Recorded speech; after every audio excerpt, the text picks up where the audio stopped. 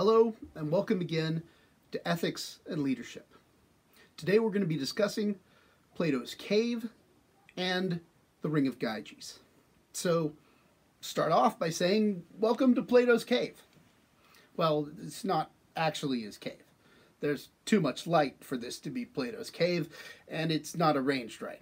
But I figured that the ambiance would at least get us in the mood to discuss Plato's metaphor. Now, before we get too deep into the story, get it? Deep into the... If you don't get deep into the story, we ought to say something about the author, Plato. It's hard to think of anyone more influential in Western society than this ancient Greek. Alfred North Whitehead once wrote that all of Western philosophy is really merely a set of footnotes added to Plato's writing. Now, he's not significant because everyone accepts Plato's answers to the questions that he asked. Indeed, we'll see in our study of leadership that we'll travel a long way from Plato by the end of the course. But even though we're unlikely to accept all of Plato's answers, there's no way to escape the questions Plato asked. Plato asked about the fundamental nature of truth, knowledge, reality, and most fundamentally, goodness. With the questions he asked, Plato launched 1,000 minds on the journey of philosophy. His questions continue to shape the discussion, even as it exists today. Now, Plato didn't spring up ex nihilo. That's Latin for from nothing. He himself was the student of another famous philosopher, and is eternally linked with his teacher, Socrates. Socrates taught Plato about asking questions.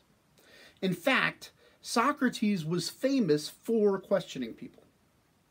He asked questions and challenged the answers from the most important figures in Athens. And he got himself in trouble, in part for doing this. Now, it may have been because of his politics.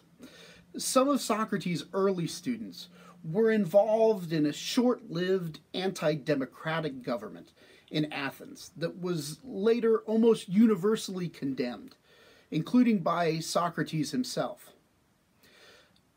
Or it might have just been that Socrates was really annoying to all of the people who were the most powerful in Athenian society.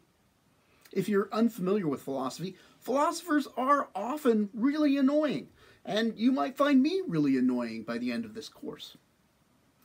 But in any case, whatever it was about Socrates, they ended up bringing him up on charges of corrupting the youth of Athens and a failure to uphold Athenian religion. He was condemned by a jury in accordance with Athenian democratic rule and sentenced to death. He had to drink hemlock, a poison.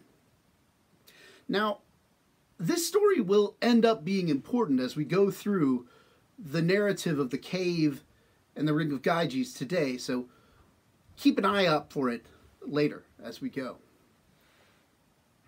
When Plato went on to write his own ideas down, he didn't present these ideas as essays or speeches of his own. Instead, he wrote stories about Socrates. In his earliest works, Plato was probably recording what he remembered of Socrates' interaction with other people and Athenian society.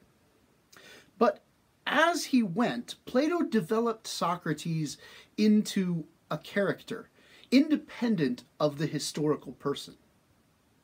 As Plato got older, he put more and more of his own ideas in Socrates' voice. And that voice was always put in the context of dialogues. Plato's stories always have Socrates talking to other people. This allows Plato to explore the ideas he's working with, to test their strengths and weaknesses. It also makes it somewhat hard to identify exactly what Plato thinks sometimes.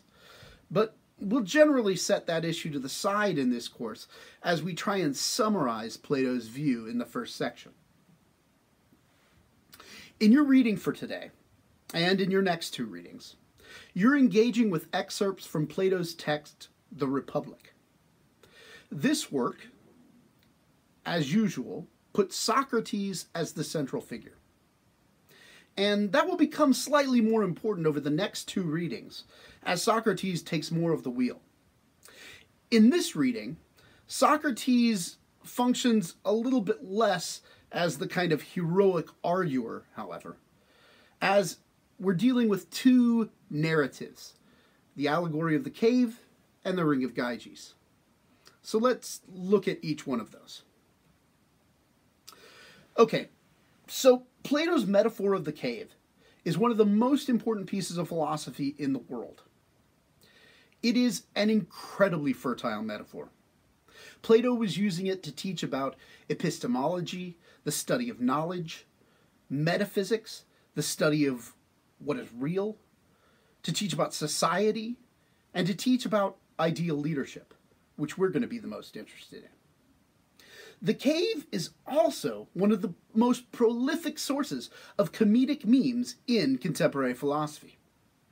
Take, for example, Plato's rave. You get it because it's Plato's cave. It's a rave. It's got like lasers and a big party and such. Or, of course, inevitably, Plato's man cave.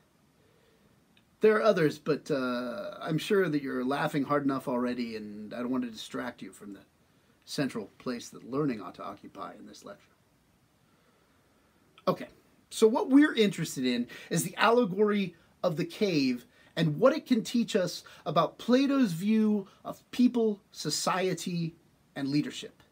So let's stay focused. By this point, you should be familiar with the basic shape of the narrative. There are prisoners in the bottom of a cave. They're restrained so that they can only look forward. And what they see in front of them is a stone wall on which are projected shadows thrown by a fire from behind them that they cannot see.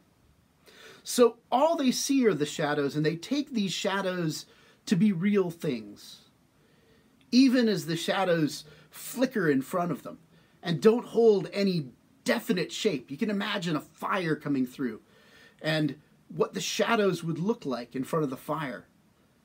They think that this is reality. They think that this is all there is.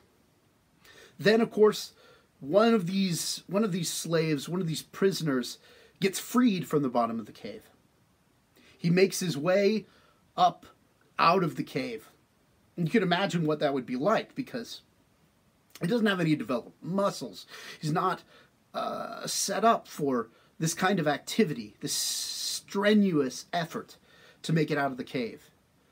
Falling, hurting himself, bleeding perhaps. He crawls, or he's dragged up towards the opening of the cave. As he gets to the opening, he finally sees light itself. At first, he can't actually go outside because it's too bright.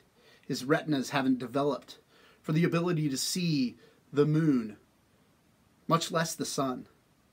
And so, over a period of time, he slowly develops the capability, is able to go outside, and eventually is able to stare even into the sun.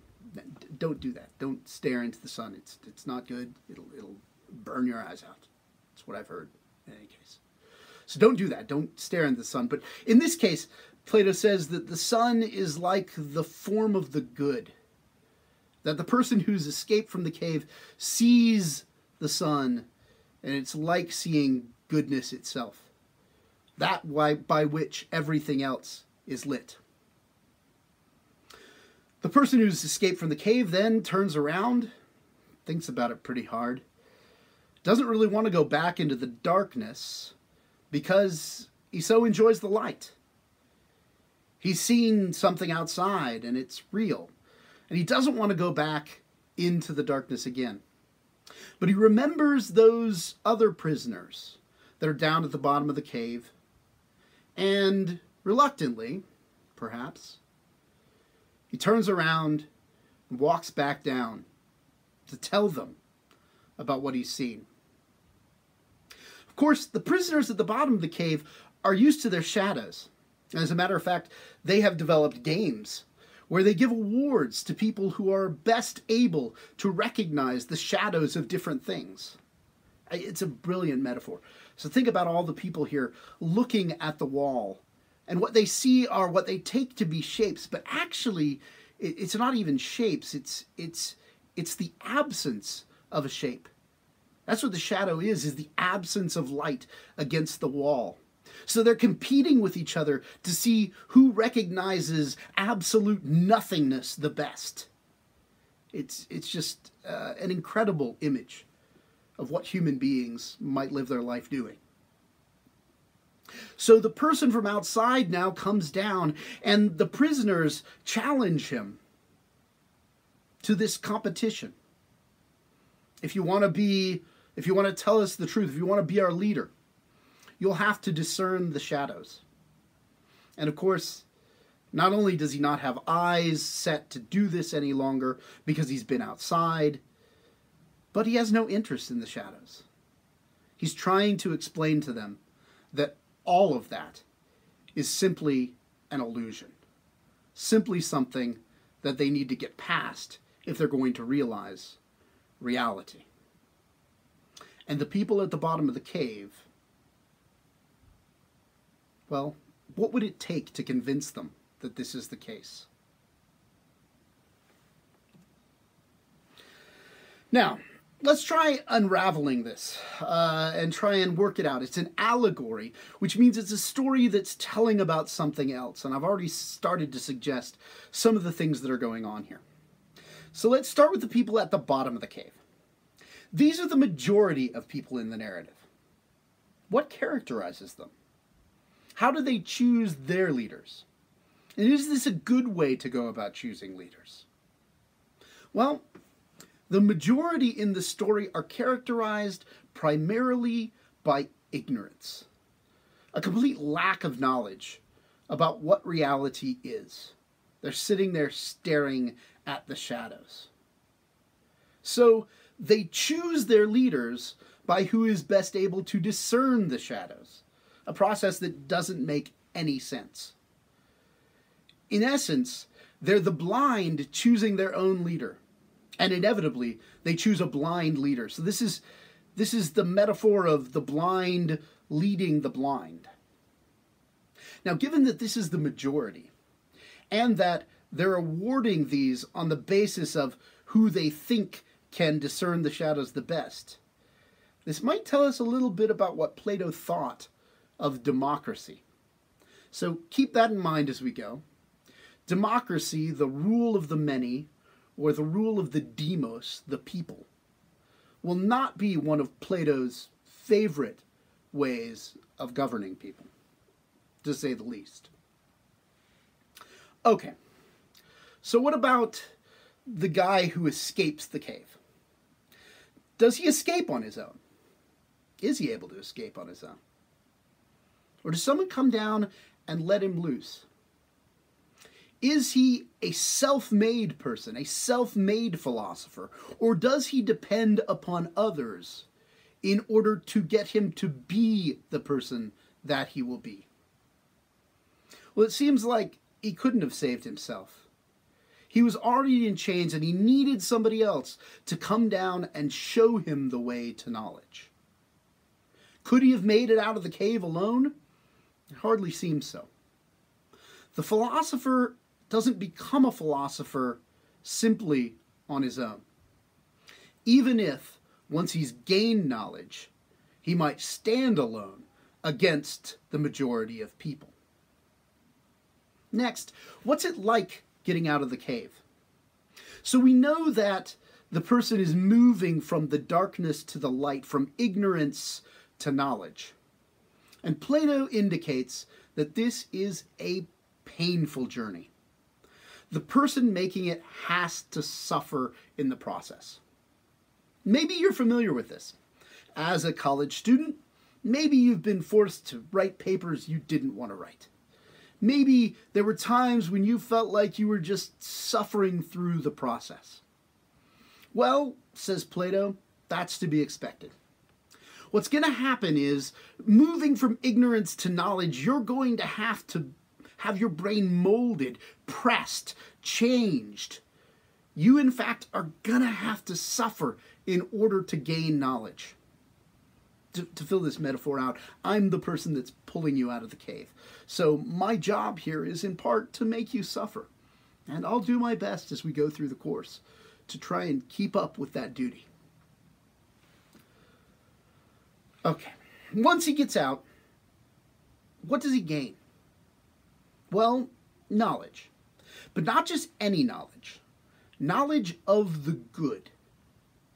And having experienced the good, does he want to go back into the cave? Does he want to go back into a society of ignorance and try and help those people out?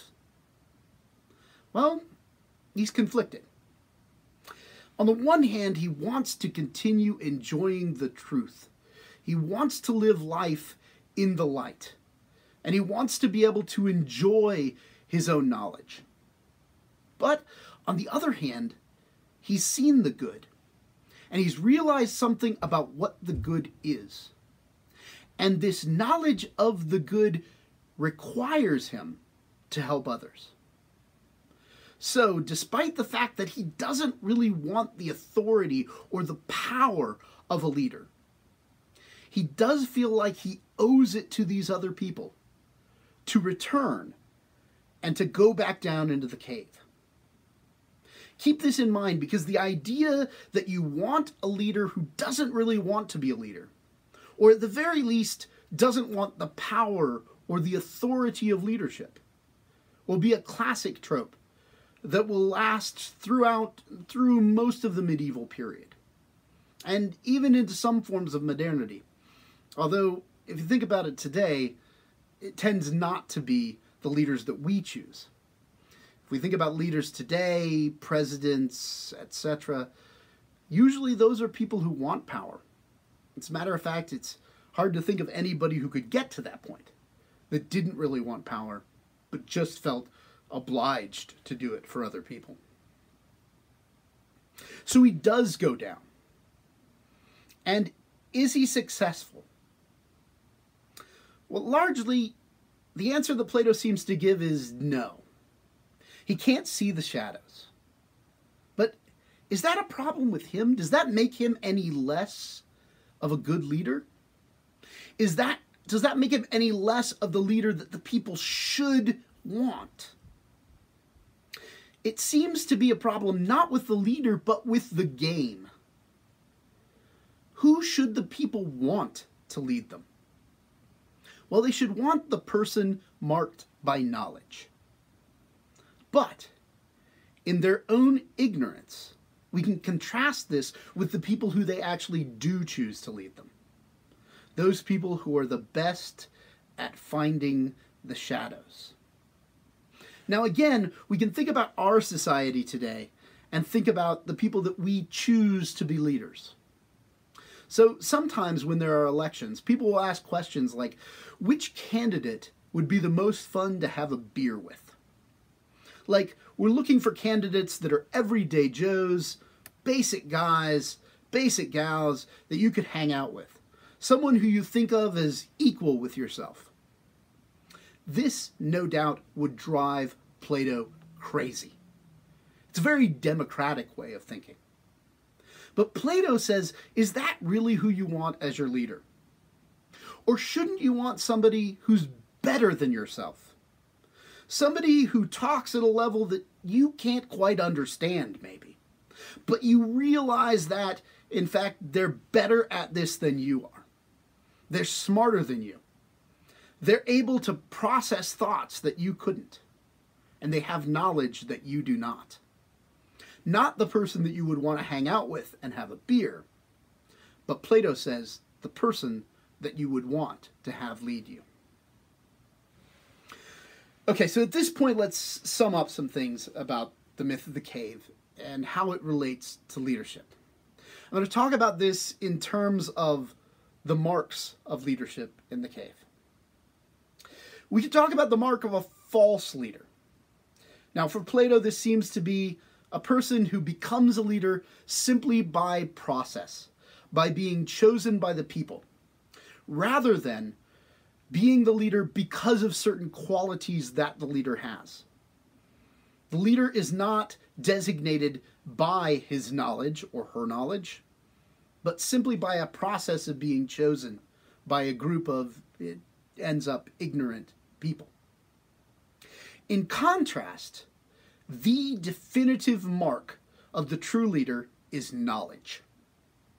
Knowledge is gained through painful learning, a painful process.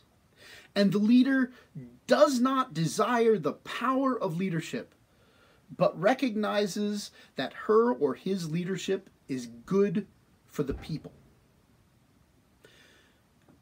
Two questions remain. Who will free this leader from her or his shackles? Is there anybody to do so? What kind of a society would it take in order to free someone from those shackles? What type of a society would it take to create such a leader? And will people ever be able to accept such a leader?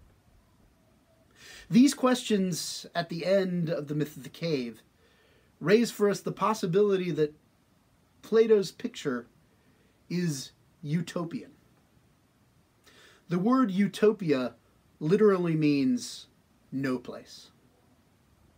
Perhaps at the end of the day, the image of leadership that Plato gives us, the image of governance that he's laying forth, maybe it can't ever happen in the real world. So we'll want to keep track of that question as we go on and think more about Plato's approach here. One parting note about the myth of the cave. We should keep in mind Plato's teacher Socrates here. In part, there's no doubt that this story is a story about how people, the people of Athens, who are ruled by a democracy, don't forget, how they should have accepted Socrates, but they instead rejected him.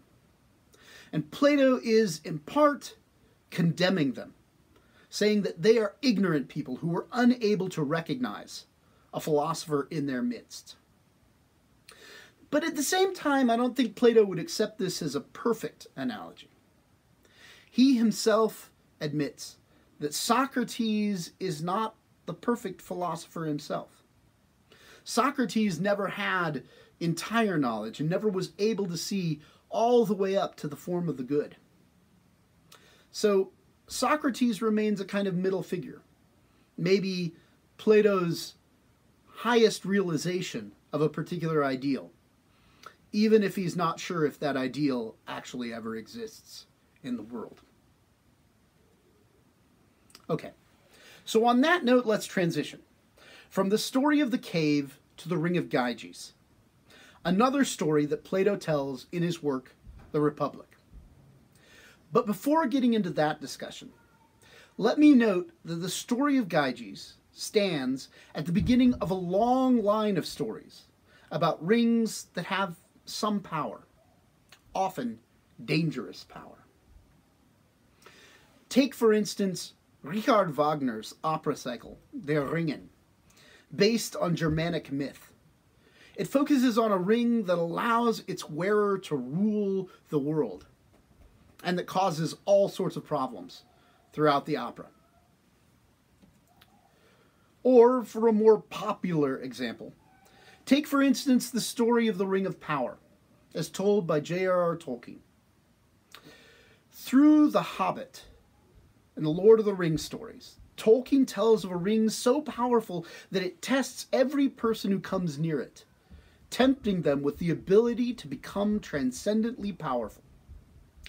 Bilbo Baggins, who finds the Ring of Power, becomes addicted to it through The Hobbit. And as we find him in The Lord of the Rings, he becomes monstrous as he's given the ring to his honorary cousin Frodo, and he sees it again. He reaches for it. And you see the monster in him come out that wants that ring, that is tempted by it, tempted by its power. Now, the Ring of Gyges is perhaps less powerful than these other rings, but it's no less of a temptation. A ring that would turn its wearer invisible, thus giving her or him a freedom unknown to normal human beings. A freedom to do almost anything he or she wants. For our purposes, the story is useful in raising a couple of questions and offering a warning. The first of these questions is, are you a good person, or do you just act good because other people can see you? What would you do if you had the Ring of Gyges? What would you do if you could be invisible? Now take a moment to think about it. I think lots of people like to think really good things about themselves. But oftentimes, when we start to think about the options, we start to think about other possibilities. The students usually start at something small. Would you use the ring to play tricks on people? Would you use it to play tricks on people that are your friends? Or maybe after that, would you use it to play tricks on people that you don't like so much? Might you stop working if you had the ring? Would you find ways to get money from alternative routes? If you could sneak into the bank without anyone seeing you, would you ever have to work another day in your life? Or, if let to go with the ring, might you do something even worse? Sneaking in where people can't hear you, where they can't see you, over-listening their conversations. There's all sorts of things that are possible. And the question is, would you do all of these things if no one could see you? So how much of the image that you project of yourself out to the public actually reflects who you are, and how much is for the consumption of other people?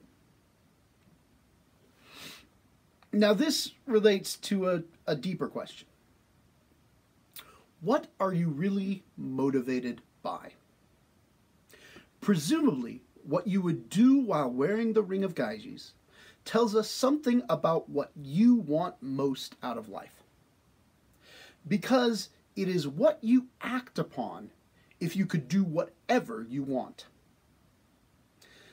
As such, Plato thought that this thought experiment, the thought experiment of the Ring of Gyges, told us what you think makes life really, truly good. In fact, he thought that people were always motivated by what they believed was best for themselves.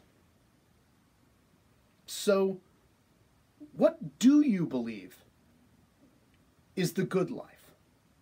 What do you believe is best for yourself? Or put alternatively, what do you believe will give you a fulfilling, a happy life? Do you believe that the good life, the moral life, is in fact the most fulfilling? Or is it something else? Do you believe that you're the happiest when you're the most moral?